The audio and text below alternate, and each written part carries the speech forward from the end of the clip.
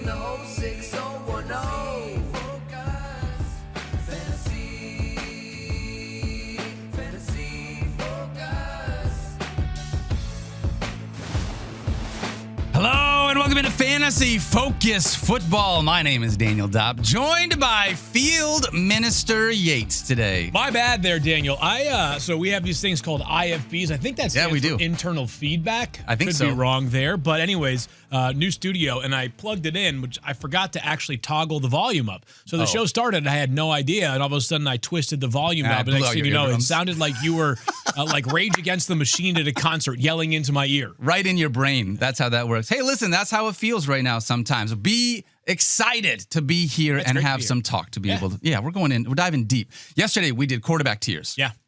Today, we're diving into wide receiver tiers, pass catchers of those quarterbacks. Yep. If you missed the very beginning of the week, Field, Stefania, and I did a mock draft. Go back and check that out if you want to see the way that we approach a 10-team mock draft. Yep. We're going to do another mock this upcoming Monday. Probably going to be a little bit different than a 10-team or maybe a 12-team, something a little different. So we'll let you guys know once we get there. But today, obviously, we're going to dive into some more tiers. First and foremost, though, Field Yates, how you doing? I'm doing great, my friend. Great to be on 3 days in a row here for Fantasy Focus. We're kind of getting back into the swing of things. Little groove. We're getting into shape. On top of that, the studio's coming together nicely. Got this sweet George Kittle graphic. It's actually it's a piece of artwork. Yeah. For those on Twitter, and a lot of you are very online, like Daniel and I are. Rita Oak. She is a huge, gigantic 49ers fan who became like pretty prominent in the space because she was doing a drawing a day. I believe it was of Jimmy Garoppolo. I think that was Jimmy G was the first person to get started. Yeah. And then then eventually it became a Brock Purdy drawing until he got a new contract, I think it was. So could you pass that over here, Daniel? Yeah, absolutely, buddy. I wanted to show you something because Rita very kindly did this piece of art for us. We actually had it for a little while. So we had the 4 tight ends. TJ Hawkinson may have been a Lion at the time this was done, but it's incredible work by Rita, who's so talented, and it fits perfectly in the studio. We're talking about tight ends on Friday, I believe. Yes, we are. Confirmed. Yes, confirmed. But yes, just wanted to shout out Rita for this awesome artwork. Yeah, heck yeah, man. This looks sick. It does look sick. Yeah, I want one for my house. Well, I'll see what we can make happen, Field. Okay, thank you. Behind you, I brought in a JMO poster for what it's worth, too. A nice little poster. Is that signed? Yeah. Yeah, JMO diving into the end zone. It's all black and white except for him. It's all color, which is fantastic. JMO's been moving up in my wide receiver rankings. We'll talk about him today. Yes, we will. Hey, you know what else I want to talk to you about real quick? What else? We're doing a live show next week. Hey! New York City. 2 great events coming up. Tickets are going fast. Come see us live at the Gramercy Theater, August 7th on Thursday. FantasyFocusLive.com for information and to purchase tickets. You get free food. You get merch. You get swag. You get drinks. Everyone who attends is going to have a ton of fun. Scan the QR code in order to take you for tickets in case you are watching on the YouTube stream right now. Tickets are only $35. Steal. It is a steal, and we're going to have a ton of fun, obviously. We always take questions from the audience. We do a meet and greet afterwards, so it's going to be a blast. But New York is not the only one. Okay, this is your first time listening. We're also going to Philadelphia, my friend. Oh. Philadelphia Union Transfer, Thursday, August 14th. Those tickets are also going quickly. Scan the QR code you see right now on YouTube or head to FantasyFocusLivePhilly.com. Same deal as New York. Okay. You get food, Field. You get drinks. You get swag. You get the meet and greet, all the good stuff, all for just $35. And Mike Clay is going to be there. It's going to be a hometown show for Michael Lester Clay. That is gigantic. Mike was there the last time we went to Philly. Yes, he was. I remember that well. Yes. We had a great time there. Mike got this incredible roaring applause that was completely undeserved, but people were very kind there because it is his hometown. So we can't wait to be there. Some call it the state that Mike Clay built. Others would argue there are more notable people like, I don't know, Taylor Swift or something like that maybe hail from Pennsylvania originally. Yes, J.B. Brubaker as well. But anyways, Mike will be there. And then I think we have one more trip we're taking later on this summer. Yeah, we're headed back to the Bahamas, my friend. Baby. Let's go. I am so pumped for this. The ESPN Fantasy Football Ultimate Draft Weekend. It is back for the second year in a row from August 21st through the 24th. At Baha Mar. Enjoy an oceanfront stay at the luxurious Baha Mar Resort and exclusive events like our own one-of-a-kind beach combine. You get to mingle with celebrities like Todd Gurley, Sweet. Golden Tate, Sweet. Kyle Rudolph, Sweet. Field Yates, Eh. and then get insights from all your favorite ESPN Fantasy Football experts before drafting your squad at our epic live draft day party. The draft party was really fun last year. Yeah. Being able to work the boards. Honestly, the entire weekend was fun. And by the way, I said this yesterday. I'm so sorry. It's going to be even better this year, though. It will be bigger, better. It's going to be a blast. It's just one of the most beautiful places on earth. The weather, like even when we had like quote unquote bad weather days, last year, it was like, yeah, gorgeous. you guys, it's only going to be 77 with a little bit of rain today for like 10 minutes. Yeah. And then it's going to be 85 and sunny the rest of the time. So it's a great way, at least in our opinion, to wrap up your summer as football is just around the corner, my friend. The amenities there are absolutely unbelievable. So it's going to be a ton of fun. So go check that out. You don't have to bring your entire league. I want to say this. If you can't get all the other schmucks in your league to be able to come out and pony up to be able to do this, you just come out yourself. Yeah. We will put you in a league. We'll have a ton of fun still. You don't have to have an entire league's worth of people. So go check that out for Baha Mar. Excuse me. All right. Do you have anything you want to get into before we talk about tiers today? Also, one piece of news that we'll discuss more during running back tiers is the Bengals just released Zach Moss, which means that Chase Brown, who was already cemented as like one of the true workhorse running backs in the NFL, has even less competition in a very, very thin backfield. We discussed Zach Moss's uncertainty yesterday. We'll dive into it more tomorrow. But a reminder on sort of just how these things work for tiers for us. You know, ultimately, people love seeing 1, 2, 3, 4, 5, 6, 7, 8, all the way down to wide receiver 60. Yep. But sometimes the difference between wide receiver 5 and wide receiver 6, which is one spot in rankings, can be very narrow. Meanwhile, the drop-off from wide receiver 6 to wide receiver 7 could be a little bit wider, right? So that's why tiers are helpful to us. You and I have talked about this both on the show and offline. Tiers are subjective, right? Like how we define a tier is different. In some cases, tiers are way more scientific than other tiers. Quarterbacks, I thought, were relatively straightforward for me to do. I will concede that wide receivers and running backs, because there's so many of them, become a more difficult challenge, Daniel. But there is a lot of depth this year at wide receiver and some serious star power at the top. Yes, there absolutely is. I want to ask you before we get started, when you're doing your tiers, I think you said yesterday, the way that you are doing tiers, how you put people in these tiers is based on what criteria, where they would potentially, if they had a chance to finish as the number one overall position? That's how I'm ranking these players. So when you hear me say like a guy is the 38th wide receiver on my board, he is the 38th most likely player to finish as wide receiver 1. Okay. Now, there are players who might be ranked 42nd that at a certain point of a draft, I prefer over wide receiver 38. And I'm just going to use this as an example here, right? This is not actually how I feel, but maybe you're like, hey, I think Jordan Addison has higher upside than Jacoby Myers. But if you get to a certain point in your draft and you think Jacoby Myers is just like a steadier ship, right? Addison might miss time at the beginning of the season. Myers is almost always overlooked. Which of those two guys do you think has a better chance to be like a top 12 wide receiver? The answer is neither one of them is likely, but I think the answer is Addison, or the other answer is Jordan Addison. So I look at it as I'm chasing the ultimate upside for these players. My rankings reflect it as such. Okay. I look at it slightly different, which is okay, because when I'm doing this, I look at my tiers based on how I would draft. So when I'm in a draft room, it's like if I have a wide receiver that would fall to me to a certain spot or a running back, if I know that I'm about to leave that tier, am I okay with waiting a whole nother round and getting into the second tier specifically for the draft? So we look at it a little bit differently, which is okay. Yeah. I want to start with your tier 1, and I'll give you my tier 1. Who is it that you have in your S tier of wide receivers? Let me just say something as well. I was trying to do a rankings update yesterday. I don't know that I saved it properly. So you may, if you're watching and you hear me say something a little bit different, what I say is what I mean. Sometimes what's on a graphic might just be a saving update issue on my end. So tier 1 for me is 5, and it's maybe 6 wide receivers. And candidly, there's a chance that this wide receiver tier deserves to be more like 9 players as opposed to 5. But let me give you my first 5 players. It begins with Jamar Chase. No surprise there. Of course, the 2024 Triple Crown winner. Receptions, receiving yards, and receiving touchdowns. Other players include Justin Jefferson, CeeDee Lamb, Puka Nacua, and Malik Nabers. And there was one more player that I battled back and forth. Do you have him wide receiver tier 1? Do you not? It's really close. I think you can probably, like, the easy way out is just put Amon-Ra St. Brown in there. Sure. But I did think about potentially moving Amon-Ra. I did have him ultimately in tier 2. I can get into that in just a little bit. Okay. So these 5 guys, by the way, to me, all deserved top 10 picks in your fantasy drafts. So knowing that we look at it slightly different, Okay. I think your tiers are ridiculous. Oh, good. I'm What do just you like gonna- instead. I think Jamar Chase is in a tier of his own because, again, just the way that I approach it, right? When I'm in a draft, Okay. I wouldn't potentially take Justin Jefferson over Jamar Chase this year. I wouldn't take Malik Nabers or Puka Nacua. If I'm in the clock and Jamar Chase is on the board Yeah.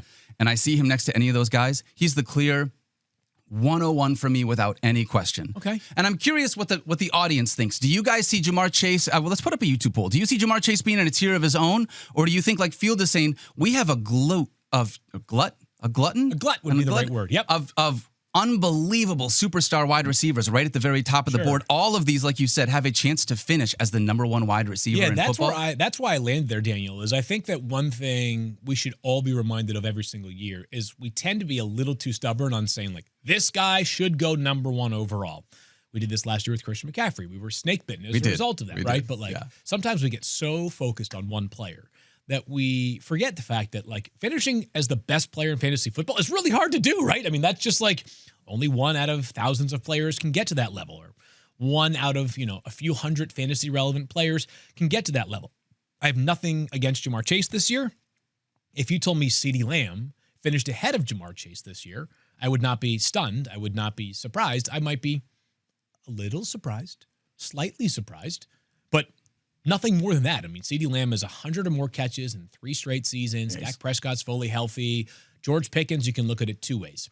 Someone to take targets away from CeeDee Lamb, or the way that I look at it, someone that takes away a little bit of defensive attention from CeeDee Lamb. Yeah. Because last year it was CeeDee, and that was it in terms of threatening Cowboys offensive players. Yeah. Justin Jefferson, I mean, the guy's been the best player in fantasy football before. Yep. Puka Nacua in 9 full games last year. Because remember, one time he got hurt against your Lions in week 1. And then remember the second time he punched a Seahawks player and got ejected? So if you just take away those 2 games and you account for the 9 games he played in full, he had 98 targets. Do the math on that. That's 11 a game. That would be 175-ish targets for the season, which would have put him second in the NFL last year, behind only Jamar Chase. And 175 is how many Malik Nabers had last year. Nabers, by the way, left practice yesterday with a shoulder injury. As of right now, no major cause for concern.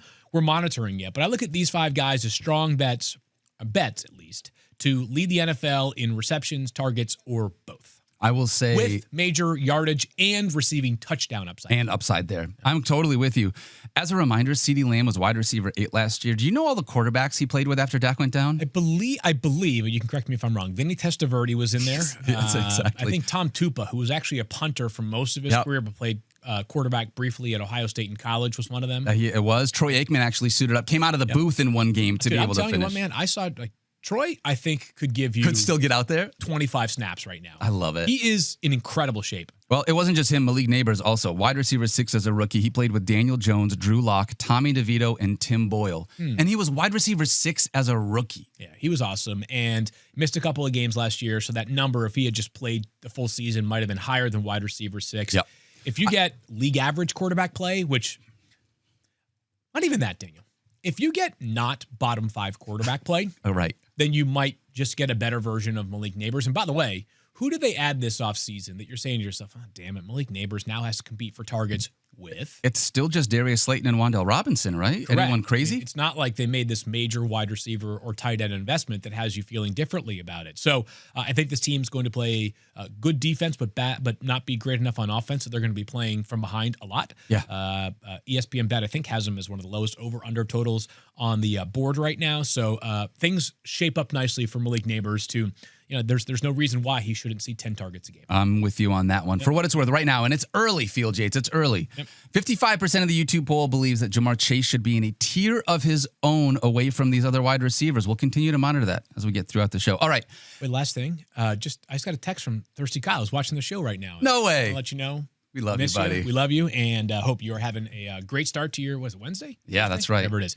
Question for you then. Yes. All right, so you are putting Jamar Chase in a tier by himself, which, again, I'm not going to, he's more likely than not It's a big going to go limb, right? number one. Yeah. In your draft, he's more likely than not going to go number one overall. Yep. If you had a second tier of wide receivers. Yep. Second tier would be the next 4 guys that you just mentioned. Okay, so you put Justin Amon-Ra Jefferson in the next tier down. I have him in tier 3. Can we use that as let's just segue to tier 2, and I want to have this conversation because it's going to come across as a little bit of a negative towards one of my favorite players.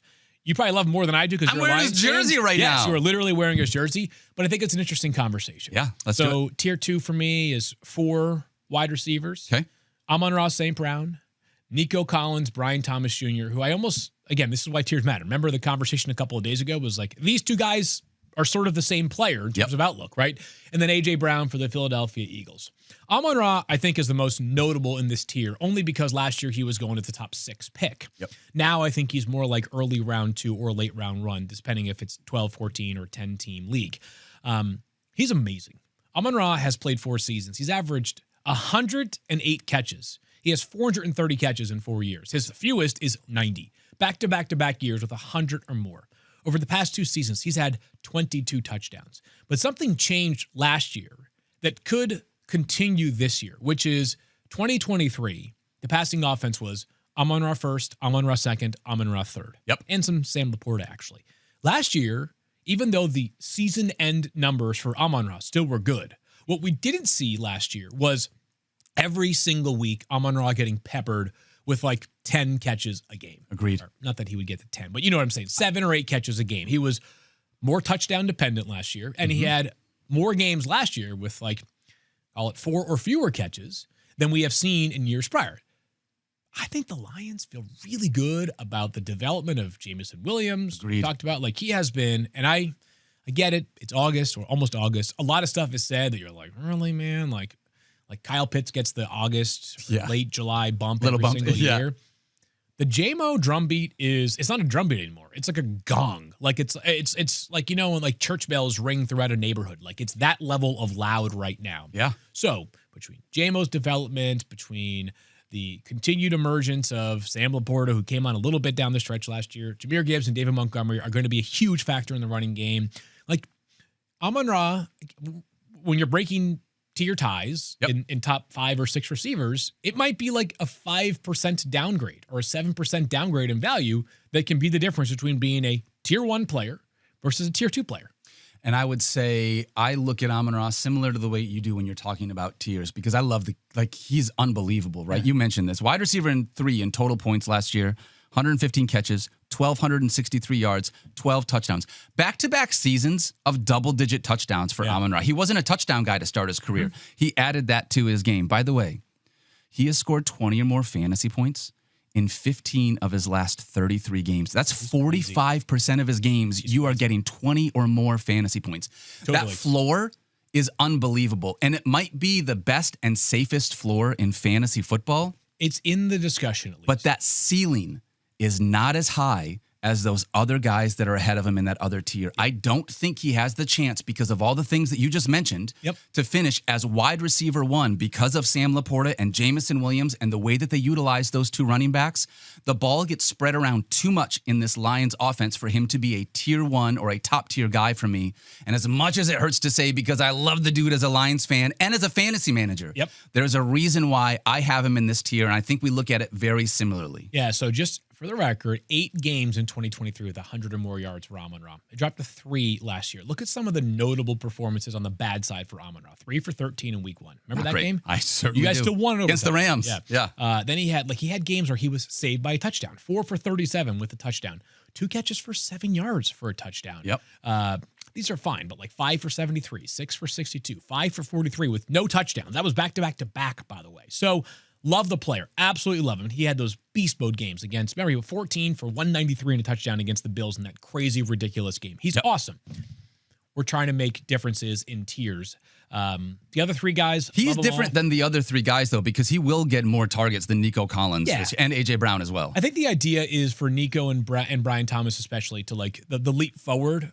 These are the guys that are like prime leap forward candidates. Correct. Brian Thomas Jr., just a reminder, he had 6 games to finish the season with 10 or more targets. The biggest argument against Brian Thomas Jr., I think, for like the biggest argument against him making this jump forward is that they now have Travis Hunter, which is true. Although I don't believe that Travis Hunter being on the field a lot and Brian Thomas Jr. making a quantum leap are mutually exclusive. Yeah. Right? Like Brian Thomas Jr. could still feast if Travis Hunter is a 75% Absolutely. of the time wide receiver player. Absolutely. Like, it's not like there are lots of good wide receiver duos. T. Higgins and Jamar Chase were both top, or I'd have to check this on a per game basis, but like T. Higgins plays. I think he was top 12 on per You game can have last two year. guys who are awesome, like two top 15 or 20-ish wide receivers in the same offense. Like that's definitely possible. T. Higgins averaged 18.5 fantasy points per game. That was 6th amongst wide receivers Yeah, last year. and Chase obviously was 1 or 2 in that. I think he was 1 in that category. So yeah, 2 top 6 wide receivers. So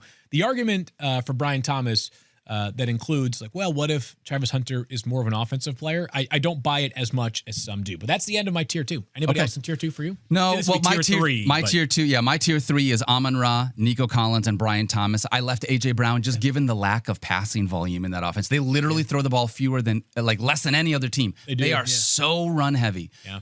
But A.J. Brown is the guy. I mean, he is in that offense. He is obviously the alpha, no question. He missed 4 games last year, but he was second in target share in games played. It's just the fact that he has an offense that just doesn't throw the ball enough. Yeah, I will say this. He would be Jamar Chase if he was on a Joe Burrow-led offense. He would be. He is. They do have a very tough schedule. To the victor goes the spoils, is the saying, I believe. In this case, it's to the victor goes the hardest schedule in the NFL. It feels I'm fine like, with that. As the Eagles do have, like they come out of the gates. They played the Cowboys obviously in week 1. Eagles Chiefs in week 2. Thank you, NFL. That's like having your dessert for the appetizer because week 2 is not normally when you see a Super Bowl rematch. So back-to-back seasons of 1,400 plus yards prior to last year for A.J. Brown, but I feel you. It is a low-volume passing offense. You want my tier 3? Yeah, let's dive into tier 3. You're on to tier 4, but we'll continue That's all right. to acknowledge it. No big deal. Tier 3 for me is I've got 4 players, and this one might be misaligned with the graphics, so I apologize to those that are watching. Drake London. Yep. Lad McConkey. Mm-hmm. Tyreek Hill. Yeah. Oh, this actually worked out. Devontae Adams. So we are good here once again. So I think there's a pretty fun debate. I've seen a lot of this discourse on Twitter, and I totally feel people that are more Lad over Drake London. Drake London, the question that I think we're all asking is, with Michael Penix Jr. and Drake London having a full offseason and then a full season together, are we talking about one of the potentially great young quarterback wide receiver duos? Small sample size theater, and I acknowledge that 18 of these targets came in one game. Yep. But Drake London in 3 games with Michael Penix Jr. That's a good stat. 39 targets. 39. So he had 8 in one game, and then he had 13 in the next game, and then he had 18 in the final game. 8, 13, and 18 targets. That's a lot of targets for any player in a 3-game stretch. They did a really good job to the Falcons of focusing their offense through their best playmakers last year. Bijan was amazing. Bijan was excellent. Although someone brought this up, I believe Bijan did a deal with like a Dijon mustard company. He did. I think he leaned into it. Got it. Okay. I mean, if I said that someone was going to pay you a suitcase of money, would you go filed something guys rather than think Field? My real name is Field? Stop. No, I this is actually staged. don't know if your real name is Field. I can confirm it actually is Field, but it's a little too convenient. Some people are very curious. Anyways, Drake London was great last year. Lad McConkey, over his last 6 games, if you include the playoffs, 57 targets. So 2 guys are going to get peppered with, I believe, obviously very good quarterback play for Lad McConkey, and I think ascending potentially very good quarterback play for Drake London. Yeah, I'm with you on that. I'll say this because you alluded to it. I just want to give you the fantasy points for context. Yep. Last year with Michael Penix, and you already mentioned the small sample size, he averaged 23.1 fantasy points per game. Seems good. When Kirk Cousins was his quarterback, he averaged 15.1. That's not bad, but the difference. difference is very notable. And obviously it's a small sample size, so 1 or 2 big games or one big game can influence it. But again, 8 targets in all 3 of those games. He was 4th in the NFL in fantasy points via the slot as well. Yeah. Like he's a guy that he locks onto him. Lad McConkey, just to put this on it, final 8 regular season games, he averaged over 20 fantasy points per game over his final 8 games. He was a beast. If he can do that as a rookie, then I'm just pumped to be able to see what he can do here in his second year. So I love both of those guys. Tyreek Hill and Devontae Adams are decidedly different than those two just from an age perspective. Yeah, they are. So it's like you have the 2 younger guys more ascending while these 2 are still superstars, but they're obviously on the way down in their careers. Yeah, so there's a lot of reasons to be curious about what's going to happen with Tyreek Hill this year. Remember this is insane to me. He had 1 catch last year, or one game last year, excuse me, with a catch over 30 yards. That's impossible for Tyreek Hill. It was week 1. That's crazy. It was week 1 against the Jaguars. He went nuts, and everybody's saying, oh, Tyreek Hill, same player that we've always seen. Yeah. The rest of the season, his longest catch was 30 yards. So that's remarkable for a team that has relied upon explosive plays for so long. He had 119 catches exactly in 2022 and 2023. He had a wrist injury last year. I don't know, man. Is a wrist injury why a really fast wide receiver who plays as much as he always does goes into the tank? My answer is I don't think so. I think the chemistry sucked last year. It looked like it. And they've sort of talked about it. I mean, Tyreek Hill basically at the end of the season quit on his team. I think there were some things that need to be sorted through. And they're saying the right things right now to us. You know, really his leadership has really impressed me for a long time, but he's definitely been excellent so far this preseason in addressing these matters head on. So I think you can talk about the stats for Tyreek Hill as much as you want. The question is whether they can keep things sort of kumbaya. And if they do, and they run the football more effectively, it'll make teams defend them differently. And that should open up some explosive plays. Very wide range outcome player. Davante Adams, I think the range of outcomes is narrower. The age is a little bit of a factor, but the dude was awesome down the stretch. He had 11 or more targets in 7 of his last 9 games. Yep. And, oh, by the way, go check out the wide receiver target share, the collective target share for wide receivers. Every year that Sean McVay's been with the Rams, it's consistently in the top 5, if not higher in the NFL, meaning that of the, whatever, let's call it 600 passes that Matthew Stafford will throw this year, the percentage of them that go to wide receivers will be as high or almost as high as every quarterback in the NFL. It'll be like him, maybe Joe Burrow, and a couple of others that are in that elite mix. They do not target the backs very often in the backfield, out of the backfield, and the tight ends are useful players, but just it's going to be Puka Nacua and Davante Adams. I was just going to say, if I said to you at the end of the season that both of these wide receivers have like a 28% target share, is that going to shock you? Not a bit. Like, Matthew Stafford will funnel the ball to his 2 guys. We already know that that's what he did when it was Puka and Cooper Kupp, right? Yep. What's the difference now? It's just adding a new guy. And like Davante looked legit great down the stretch last year. Yes, and he did. The Rams are saying all the right things about him. He's saying all the right things. Davante has a chance to kind of rewrite, not that he became a bad player, but for a player who's never won at the highest level, this is a cool chance for him to maybe compete for a championship in Los Angeles. Yeah, absolutely. Did you have anybody else in there? I have these guys. Yeah, I do. So that's your B tier, my C tier, which is the end of my wide receiver ones for what it's worth. I think you could draft these guys as a wide receiver one for your fantasy team. Yep. I have A.J. Brown, Drake London, Lad McConkey, T. Higgins, and Tyreek Hill. Yeah. So, okay, so we're not too far off. Not too far off. Yeah, I had Davante in the next one just because he's 32 and the chance that like once you start getting to 32, 33, I feel like you really, even if you were a superstar, it just gets harder. Totally age. That's where I am at with my C tier.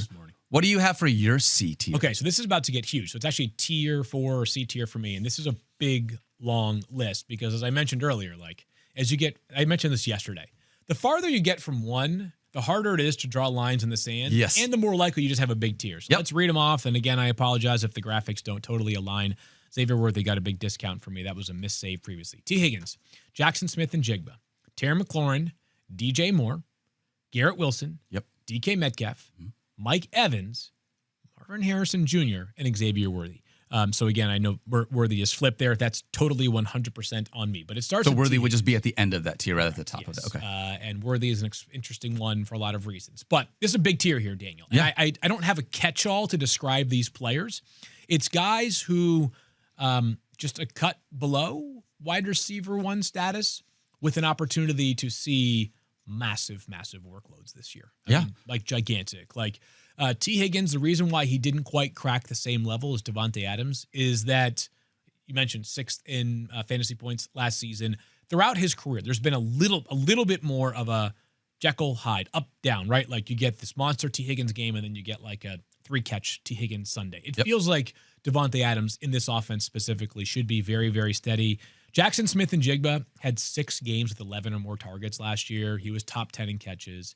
Terry McLaurin, who we got to get him a contract soon. Yes, please. The dude's been like maybe the most consistent wide receiver over the past 5 years. He's had no fewer than 77, and no more than 87 catches in the last 5 years. Not his fault, by the way. It's that's the guys throwing him the football. By the way, that's a good number, though. Like, it's not monster, absolutely. but it's good. That's why he's not higher on the list. Terry has never eclipsed 1,200 receiving yards. Really? Never has. So, again, the upside has, and there is a lot of upside because he's got Jaden Daniels as his quarterback now, but not quite there. I think that DJ Moore, Garrett Wilson have comparable profiles. Like, there should just be a ton of volume. Wilson, through 3 seasons, has plenty of production, including 95 or more catches in back-to-back years. DJ Moore has 93 catches in 3 of the last 4 years. Quarterback question mark for me with Garrett Wilson. We haven't seen Justin Fields kind of link up. He's had some useful wide receivers for sure, including DJ Moore in Chicago. But I just have more optimism in Caleb Williams as a passing quarterback than I do in Justin Fields. And then the rest of them, I'll just read them quickly. DK Metcalf, Mike Evans, Marvin Harrison Jr., Xavier Worthy. Does anybody there stand out to you? Yeah, well, one of them stands out to me as just the one I'm probably the most nervous about. Is it a guy whose last name is Marvin Harrison Jr.? Yes, that is exactly who it is. Yeah. There is so much concern, and mind you, we're in a dynasty league together. Yep. I used the number 4 overall pick, I think, last year, and we're in a super flex league, so a lot of quarterbacks went off the board. But I used the number 4 overall pick on Marvin Harrison Jr., and so this is one of those things where, like, I would love to see this second-year leap. We expected so much more as a rookie. It felt like Trey McBride really just soaked up all the targets in that offense. He's the one that probably scares me the most. Yep. But the rest of this list and the rest of this tier, I'm fully on board with. It's very similar to the tier that I have. All right, so I will just mention 2 things here. I think we need to talk about Marvin Harrison Jr. just a little bit more. It's like you have to – I remember at some point during the offseason, Jonathan Gannon, the head coach, was sort of defending the rookie year of Marvin Harrison. And, by the way, this is what head coaches do. I'm not blaming Jonathan Gannon. He's like, I had like 800 yards and 8 touchdowns. That's pretty good, It is pretty good. This is what I will come back to until, by the way, You keep messing with it. My bad. That's all right. My microphone. This is what I will come back to hopefully just until we see a dominant Marvin Harrison Jr. season. There's plenty of time to get there. I want to remind people, the Arizona Cardinals are the 4th pick in the draft last year. Mm-hmm. It was going to be in some order: Caleb Williams, Jaden Daniels, and Drake May. That proved to be the order, going 1, 2, 3. J.J. McCarthy, Bo Nix, Michael Penix Jr. were all well-regarded. Especially, I think a lot of people felt like McCarthy had a chance to go as high as like a top 5 pick. The Giants had the 6th pick in the draft. The Cardinals could have taken an offer to move back from 4 to maybe the Giants at 6, because the Giants were fearful that somebody could leapfrog ahead of them. Maybe the Vikings at 11. Maybe the Denver Broncos at 12, right? The Las Vegas Raiders. There was opportunities for them to move down. They said, not going to do it. You know why? The reason is there's this guy named Marvin Harrison Jr. that we need to draft. It's just too good. So you could have turned 4 into lots of draft capital. Okay. Instead, you said, we're taking Marvin Harrison Jr. because we emphatically believe he's the best wide receiver in this class. Actions and words, or I guess actions and actions did not match up, right? You take Marv, and then you don't make him, and I'm not saying he needs to erase the value of Trey McBride. Like, McBride's earned the right to be 100% a focal point, if not the focal point of the passing game. But it needs to be like this. If you're watching on the show, it needs to be Trey McBride here and Marvin Harrison Jr. not far behind, right? It can't be that Trey McBride is the alpha by far, and then it feels like there are Sundays where Greg Dortch is more involved than Marvin Harrison Jr. Right. So that to me is some of this is Marvin Harrison Jr. Like, he's got to prove he can be a better separator and just do more after the catch. But the Cardinals also need to make that concerted effort because there is a 2-way street nature to this one. I will, and I realize when I say this comparison is not apples to apples. It's more like apples to oranges. Why can't fruit be compared, though? I don't understand. I don't know. So if the Cardinals do with the number 4 overall pick, Marvin Harrison Jr., what the Atlanta Falcons did with the number 4 overall pick in Kyle Pitts, I'm going to lose my mind. I know. Because it feels very similar to me. They're like, this is a guy. We can't pass up on this generational talent. And you hear it, and you see the action during the draft. Yeah. But then once you get out there in the season, I know that Kyle Pitts actually had a better rookie season than Marvin Harrison Jr. did, which is probably a crazy thing to say. He had one of 2 rookie tight ends to go over 1,000 yards until Brock Bowers. But if this is what happens, I'm going to lose it because he needs to be the alpha in this offense. He's probably just the one that gives me the most fear. But also, if you said to me, hey, This guy puts it together and the Cardinals start utilizing him correctly. He could leap one, if not two tiers to be able to move way up this board. He could be a top 10 option. Easy. Like, I mean, we have seen, and I'll throw back to a couple of like more distant examples. Like Devontae Adams exploded onto the scene. It was either year 2 or year 3 for him. Like there are examples of guys who don't quite look like they have it as a rookie. And then a year later, we're like, remember that time we were worried about this guy? I would love to see it from Marv. He's such a talented guy. Yep. I just hope that takes place. So that's the end of my tier 4. You worried about Mike Evans at all, just with like the age and falling off, or do you still feel like he's got like what he needs? I just think, with Mike, it's like we're going to look back at the end of the season. And he's going to have 1,000 yards because he literally always does. And he's going to have 10 touchdowns. And like DK Metcalf, it might be a little more boom bust than the rest of these players. But I didn't feel like he could go much lower than that. Because the next tier to me opens up some question marks. Okay. So that's my tier 5. Is there anybody that's your you've C missed tier up to this point? Yeah. So this would be my D tier. Okay. And that's what I would consider as high-end wide receiver 2 options. That's Devontae Adams, Terry McLaurin, Marvin Harrison Jr., Jackson Smith and Jigba, and Garrett Wilson. So we talked about all those guys. Again, if I'm drafting, those are the guys that I'm looking at as high-end wide receiver 2s. And then let's get into what would be your D tier. It would be partially my E tier field, but we'll dive in here on the next group that you have, starting with Zay Flowers. Yeah, Zay Flowers, who, trivia, after Halloween, how many games did Zay Flowers have at least 7 catches in last year? I'll say 2. 0. Oh. So Zay Flowers is not a talent issue, and he's got a great quarterback as well. Yes. It's going to be like, do they utilize him enough? And unlike the Cardinals, where like the offense is fine but not great, like the Ravens, I'm not going to begrudge the Ravens' approach when they're hanging a crap ton of points on people and they have an elite rushing offense. Lamar threw for 41 touchdowns last year. Right. And 4,100 yards, I believe. Like the dude, like he knows how to distribute the football. I do want to say, I feel like we just should mention Isaiah Likely. Yes. Unfortunately, came out with a broken foot. Seems like he is going to be, the team feels like he could return to potentially by week 1, but it's something to keep an eye on just as another pass catcher in that offense. I should probably just read my D tier off. Yeah, give it to me. Give me the whole thing. Here we go. And this will flash on the graphic as well. So I mentioned Zay Flowers, his AFC North running mate, Jerry Jeudy, Jalen Waddle, Rashee Rice, Courtland Sutton, Chris Godwin, who is an interesting one, Calvin Ridley. I actually have Stephon Diggs in there a little higher.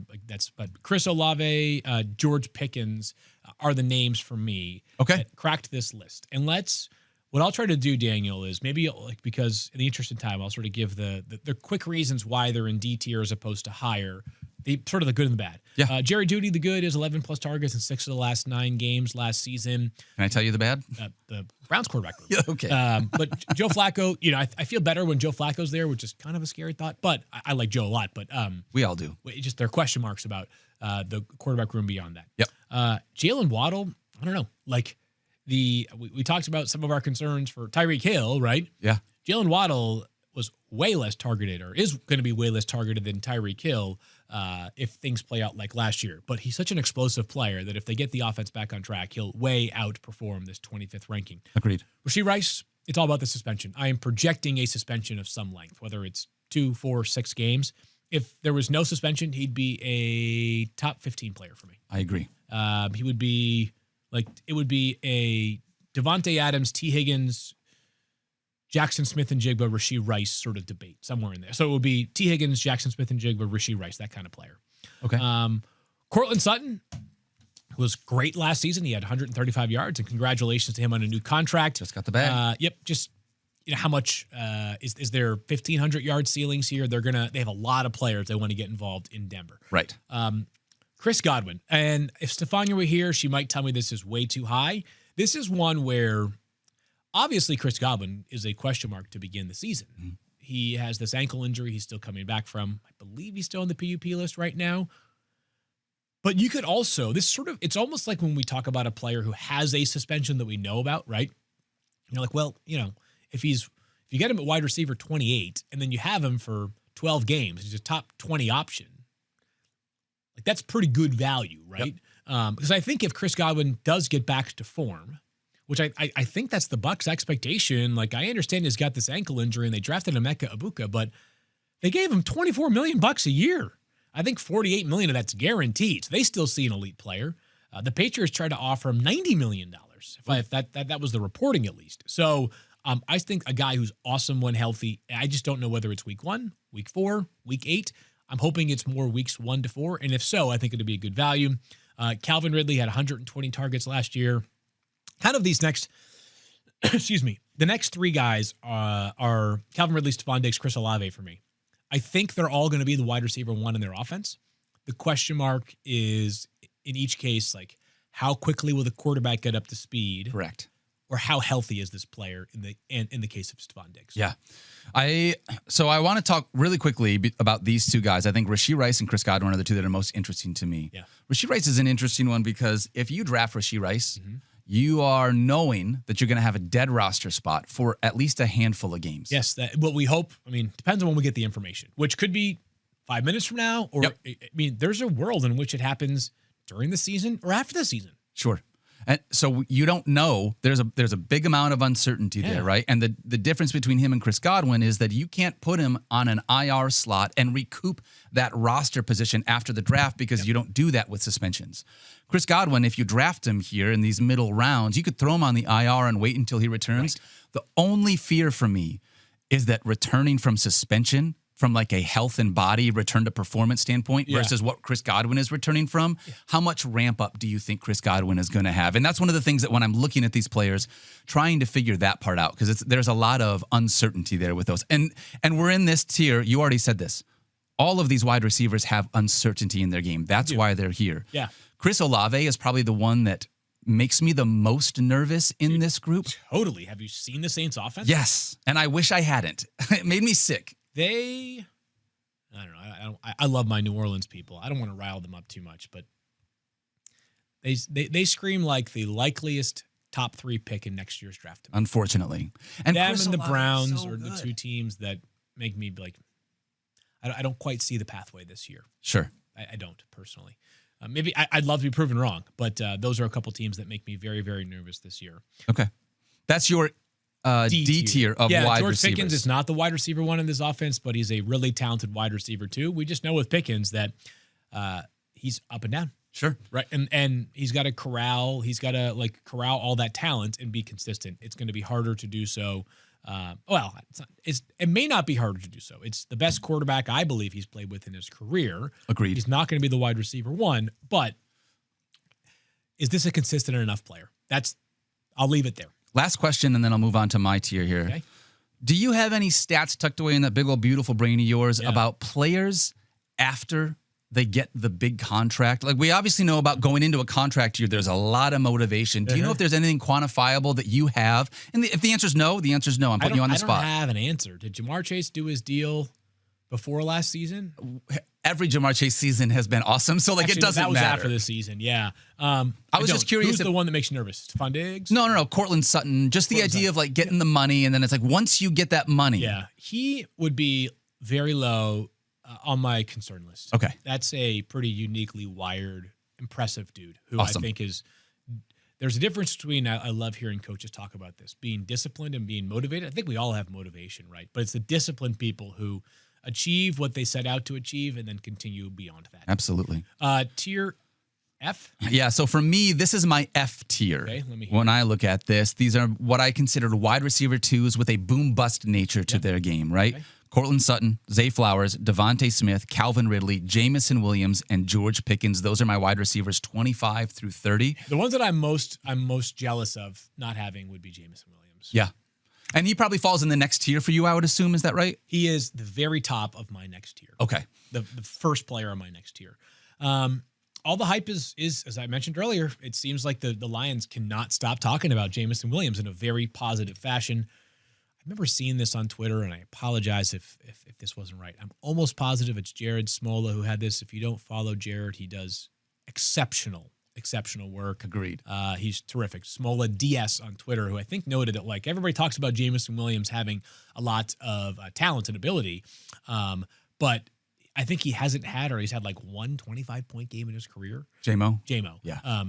That being said, still buying some hype here. Yeah. I'm on to my so we're tier, in not your my F E tier. My apologies. No. We're on your E graphics tier here. Yeah. For graphical purposes. But J-Mo, The word I've heard is route running has been really good. Like Yep. explosiveness is obviously excellent. And this, I have to be consistent. If I give like a tiny discount on Amon-Ra St. Brown, somebody has to rise up as a result of that. So tier E for me would include Jameson Williams, Okay.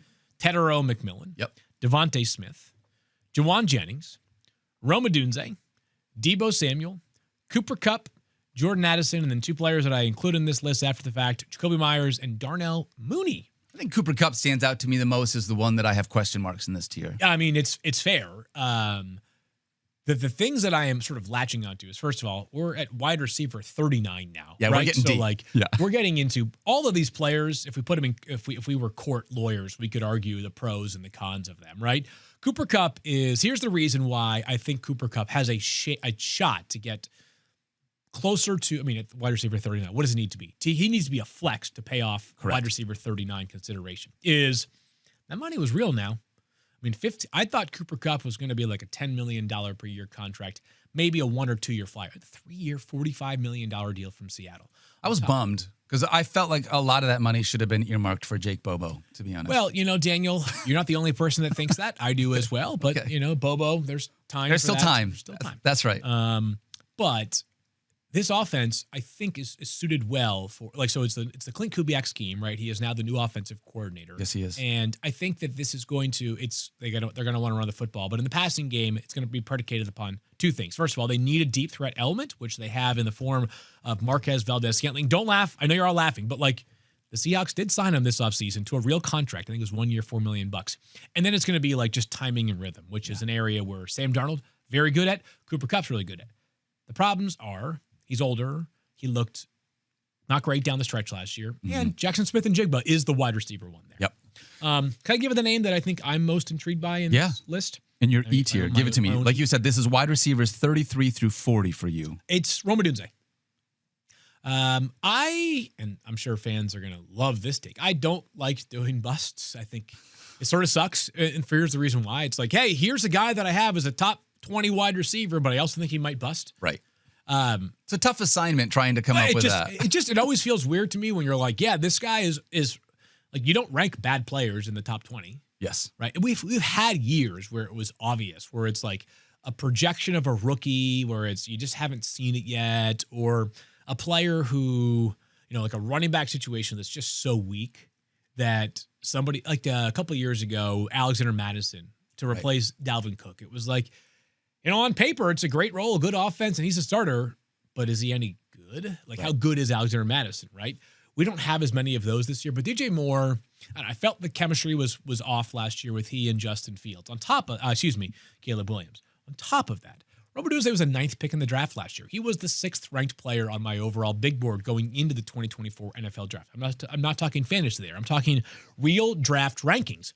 The guy was tied with, actually, believe it or not, Luke McCaffrey for the most contested catches in the FBS. He was this great vertical threat, and the Ben Johnson leap is potentially real for Caleb Williams. Agreed. I don't know that it's 50% likely. I'm not sure it's 25% likely. It might not even be 15% likely, but I think I'm going to guess 20% to 25% likely that Rome Odunze, end of the year, is the Bears wide receiver that has the most value. I think you and I, we did an article just recently with the guy that's not here today, unfortunately, Mike Clay. We should start fining Mike Clay like the NFL does. Oh, he's been fined. Has he? Okay, yeah, he hasn't good. paid it yet, but I was going to say, every single day he's going to keep getting fines, and we can't not fine him. That's just how it works here, unfortunately. Yeah.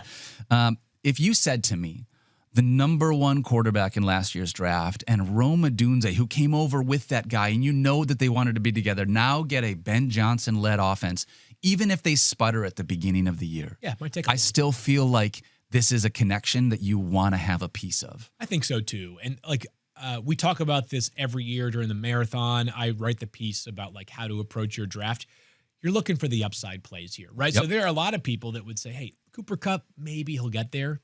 But you're so much smarter. Take a swing on a Rome Odunze, on a Tedero McMillan, on a Travis Hunter, who we'll talk about in just a moment, because what's more valuable right now? A guy who maybe he settles in and gets you 12 to 13 fantasy points a week, or a player who has a chance, whether it's strong or weak, to get you 16, 17 fantasy points a week. Yeah. This is This is interesting because and your last tier was like this too, but we're getting into that standpoint where you're saying to yourself, would I rather have a wide receiver 1 on maybe a less good team? Yeah. Or a couple of these wide receiver 2s in better offenses? Teteroa McMillan obviously going to be the wide receiver 1 in that Panthers offense. I think Juwan Jennings is going to be the wide receiver 1. Although I don't think San Francisco is not going to be a good offense, but it feels like this is a spot. Yeah. No, I agree. But like with no Deebo Samuel and Brandon Ayuk, they're less scary at the very least, right? Anybody else that like stuck out like a sore thumb that you included that I did not? I don't think so. Because my tier after this, I feel like my G tier is more like your F tier. So I'm going to save mine and talk about them there. Okay, so we'll do sort of the blended because there's like 17 guys that I haven't yet named, and we'll kind of go through them because again, these players sort of blend together. It's not about how big the tier is; it's about how you use it in the draft board. But so this is my F tier here, and the player to me that sticks out more than anybody else is obvious. It's Travis Hunter. Okay, give me the whole F tier again, just so I can know. Travis Hunter, Keon Coleman, Rashid Shaheed, Michael Pittman Jr., Ricky Pearsall, Matthew Golden, and again, I mentioned Darnell Mooney got a big bump, so my apologies there for graphic purposes. It's Travis Hunter. How many of those guys that we just talked about do you sit there and say to yourself, top 15 wide receiver is possible? I don't think Khalil Shakir is. I don't think Jacoby Myers is. I don't think Keon Coleman is. Rashid Shaheed, no. Myers could probably, like, by the end of the season, creep into, like, top 20 to 25-ish because he's just so dependable and overlooked. If they throw the ball enough, but they still have Brock Bowers, who's going to command a big target share. They want to, like, force feed Ashton Gentry, Correct. right? So there's also a way in which he settles in as, like, wide receiver 35 or 38. Correct. I think that Travis Hunter is the one in this tier. He's the one. You know why? Because Travis Hunter was the best wide receiver in this class by a lot. He was in the same breadth to me as a prospect, as a wide receiver, as the 3 wide receivers that went early last year. When we're talking about tiers, so you're saying Travis Hunter, tier of his own in like the actual NFL draft, and Teteroa McMillan clearly in another tier after. Correct. And if you go back to last year, I would have tiered Malik Nabers, Marvin Harrison Jr., Rome Odunze, and Travis Hunter all in one big fat tier. Oh, nice. Okay. So he's this unbelievably talented guy in an offense that I'm very excited about, with a quarterback that at his best can be good. He's a $55 million per year quarterback. I just don't know. He's saying all the right things. He wants to play every single snap. It might be that he plays every single snap. It's also possible that Travis Hunter plays 55 or 60% of the snaps. Yeah. And that's just, I have no idea. I'm raising my hand. I have no idea what to do. I have no idea how much he'll play on offense versus how much he'll play on defense. And I think right now, independent of what they say, it's possible the Jaguars don't know either. I think I'd love to talk about this for a minute. From a strategy perspective, Field. Yeah. If you are going to draft Travis Hunter, I think your early round wide receivers, you have to be secure. I can't draft a Rashee Rice or a potential Chris Godwin when I know I'm going to miss games and I don't know what Travis Hunter is also going to be. Yep. I feel like you really have to have a solid wide receiving core just given the uncertainty of what that role is going to be. I think it's likely that Travis Hunter, his ADP is way higher than like early 40s for wide receiver. And I think that the justification for that, if you're a believer in taking him that early, is twofold. One, he's awesome, and it'd be fun to have him on your roster if things go well. Of course. But 2, it's like, all right, to your point, like going back in my rankings here, take him over Stephon Diggs and Chris Godwin and Calvin Ridley, guys who are all a little bit older, right? Like, late 20s or even into their 30s. And Deebo Samuel and Cooper Kupp and Jacoby Myers and Darnell Mooney. Khalil Shakir, who's a great player, but he's sort of like Jacoby Myers, discount of Jacoby Myers, right? 100 targets last year, but he has 7 touchdowns in 3 seasons, Khalil Shakir. So Travis Hunter, I think he'll end up going earlier than where my rankings will have him. I like to have some skin in the game all the time, so I'll probably have a draft where if, the first 5 drafts I do, Hunter is going way earlier than where I was planning to take him. I'll probably make the aggressive move myself. But, I mean, I don't think it needs to be explained further. He is the hardest player in fantasy football to rank this year. 100% agree. I feel strongly that he's the hardest player to rank in a long time, as a matter of fact. I think your fantasy league should probably have a conversation, too, because what happens when, you don't get defensive scoring, right, from a wide receiver? What happens if he gets an interception and now there's a touchdown? And now it's like, well, I should have gotten points for that. Like, I think that the league should be aware and have I don't know if constitution is the right word, but an understanding bylaws with the way that you were going to approach a player, because this is the first guy since Dion that's really played both sides of the football. And we weren't Dion playing played fantasy some, football back then, right? Matthew might have. Matthew, that's fair. Dion did not play full-time both ways, right? Right. Like, I want to say like the last player, we were talking about this during the draft process. I want to say it was like Chuck Bednarik or something like that. Like a linebacker and center way back in the day, maybe even earlier than Chuck Bednarik. Yeah. So anyways. All right. So that's your E tier. Yeah. I'm going to give you my G tier, and it's going to kind of bleed into your next tier here a little bit as well. But my G tier, for me, this is starting flex options with potential wide receiver 2 upside. Okay. That's wide receiver 31 for me. Jerry Jeudy, Chris Olave, Khalil Shakir, Teteroa McMillan, Roma Dunze, Jordan Addison, Jacoby Myers, Chris Godwin, Deebo Samuel, Travis Hunter, Ricky Pearsall, and Juwan Jennings. I think all of those, if I'm drafting them on draft day, I'm likely drafting them as a flex.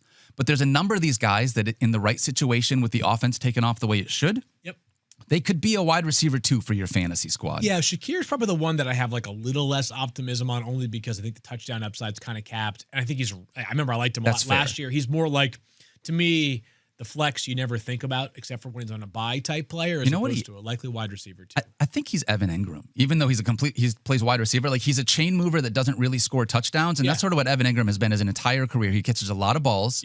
But he's not going to give you a lot of touchdowns.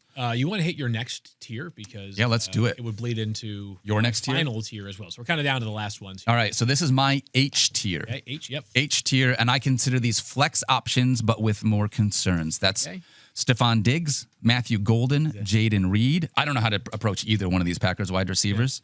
Rashid Shaheed, Keon Coleman, Cooper Kupp, Michael Pittman Jr., Darnell Mooney, Trey Harris, and Josh Downs. Yeah, so it looks like the biggest discrepancies in recent rankings includes Stephon Diggs, who I've given a big bump to because he's healthy.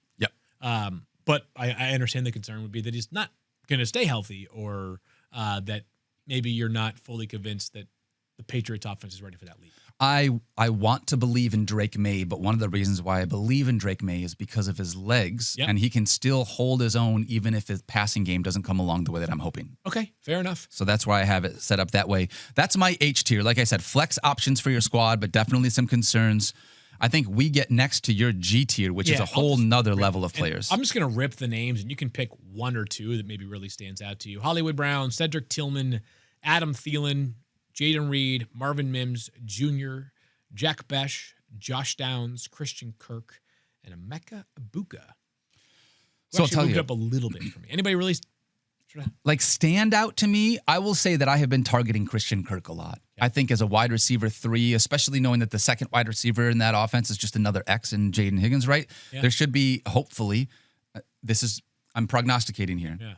We talked yesterday about C.J. Stroud and that offensive line. Don't concern activity for improvement. Activity with achievement. Achievement, okay. So if that offensive line is going to continue to be a problem, and Jaden Higgins and Nico Collins need to get the ball 45 yards downfield, who's the guy you get the ball out to quickly? Christian Kirk. You know, I was thinking about that move recently because I had forgotten the exact mechanics of it. Remember the Jaguars were going to release Christian Kirk, and then they got a last-second trade with Houston. It was late picks, just basically swapping. Because once you've announced you're going to, or it's been reported you're going to release a player, it's basically the for sale sign goes up, but you're taking pennies. You'd rather have something than nothing, But the Texans are paying Christian Kirk like $16 million this year. Yep.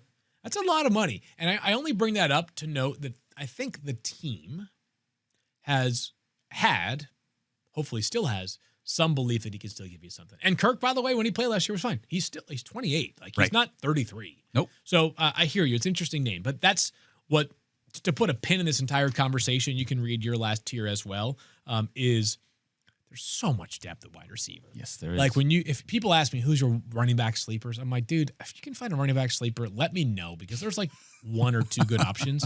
For wideouts, there's like 25 awesome sleeper wide receiver names. Yep. And at any point, any of these guys could hit if the right situation plays out.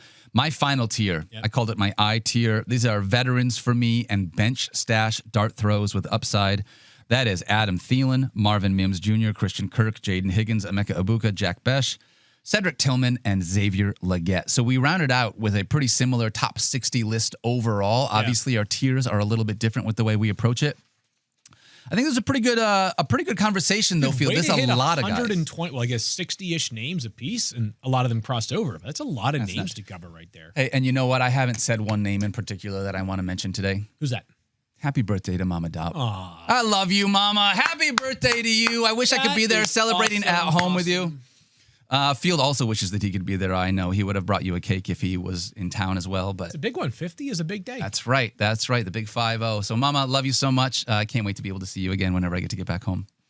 I'm sure she can't wait as well. I know you make her immensely proud, and very good reason to feel that way. So Absolutely. Happy birthday, Mama Dopp. Hope it's a wonderful day. And I'm guessing she's probably watching right now. She might be the most loyal fan that we have. You know what? She texted me this morning to say Ashley, who's basically like my stepsister. My mom basically adopted her. Okay. She was like, Ashley texted me this morning before you. Just want to let you know. Because normally it's a race. Who can text Mama Dopp happy birthday the soonest?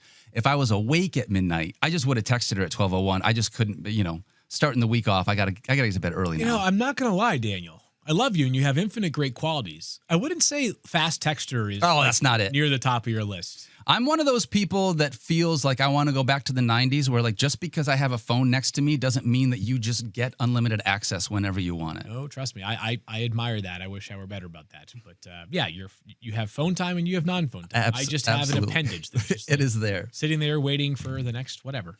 Well, Field, this was unbelievably fun. Make sure if you did not check it out, go check out our quarterback tiers. Thanks for doing this wide receiver tier with me. You want to run it back tomorrow and do some running backs? Yeah. Run it back tomorrow? Look at that. Best in the business. All right, we appreciate you guys. Don't forget to love each other. Be kind to yourself. And come hang out with us in New York City, Philly, and the Bahamas. Let's go. We'll see you guys tomorrow.